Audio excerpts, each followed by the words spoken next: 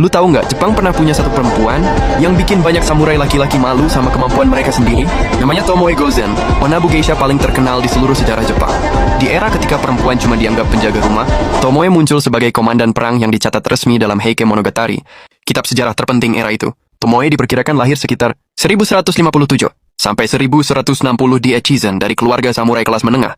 Berbeda dengan kebanyakan perempuan waktu itu, Tomoe dilatih bertarung dari kecil. Naginata, memanah dari kuda, duel pedang, taktik perang, bahkan komando pasukan kecil. Dia bukan sekadar perempuan yang bisa bertarung, tapi benar-benar dibesarkan sebagai prajurit garis depan. Karier militernya dimulai saat bergabung dengan Minamoto no Yoshinaka atau Kiso Yoshinaka.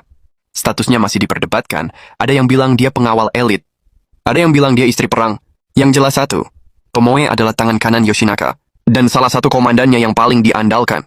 Heike Monogatari bahkan menggambarkannya sebagai wanita cantik, ahli memanah dan berkuda, siap melawan dewa atau iblis sekalipun. Ini bukan hiperbola, catatan. Sejarah jarang memberi pujian kayak gitu pada perempuan. Tomoe ikut dalam kampanye Yoshinaka menaklukkan Shinano, memimpin unit-unit kecil dalam pertempuran, dan ikut saat Yoshinaka merebut Kyoto dari klan Taira.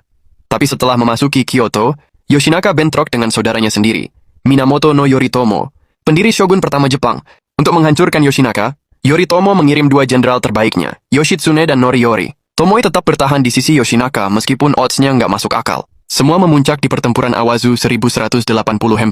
Pasukan Yoshinaka diserbu dari dua arah dan mulai hancur total. Tomoe, bukannya kabur, justru maju ke garis depan.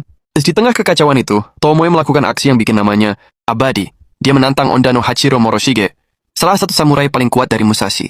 Tomoe menjatuhkannya dari kuda dan memenggalnya di tengah perang. Duel perempuan versus laki-laki jarang dicatat sejarah, dan Tomoe bukan cuma duel dia menang telak. Saat pasukan remuk dan Yoshinaka terluka parah, Yoshinaka memerintahkan Tomoe pergi, entah untuk menyelamatkannya atau melindungi kehormatannya. Tomoe akhirnya pergi sebelum Yoshinaka tewas. Itu adalah perpisahan terakhir mereka, dan momen itu menutup bab Tomoe sebagai prajurit garis depan. Setelah itu, hidup Tomoe Gozen berubah jadi misteri terbesar dunia samurai. Ada beberapa versi, dia menikah dengan Wada Yoshimori dan punya anak, atau dia ditangkap Yoritomo dan dipaksa menikah, atau dia jadi biksuni dan hidup dalam pertapaan, atau dia kembali ke Echizen dan hidup hingga usia lanjut, atau dia sengaja menghilang agar tidak dimanfaatkan politik. Semua versi ini tidak bisa diverifikasi, dan hilangnya Tomoe justru bikin dia makin legendaris. Kenapa Tomoe Gozen diingat sampai sekarang? Karena dia nggak cuma melanggar batas gender, dia ngancurin batas itu. Dia komandan pasukan, ahli duel jago kuda, pengawal panglima, dan satu-satunya perempuan yang tercatat jelas bertarung dalam perang Genpei. Di zaman ketika perempuan tidak dianggap punya tempat di medan perang, Tomoe muncul dengan baju zirah Naginata di tangan, dan keberanian yang bikin para samurai legendaris segan.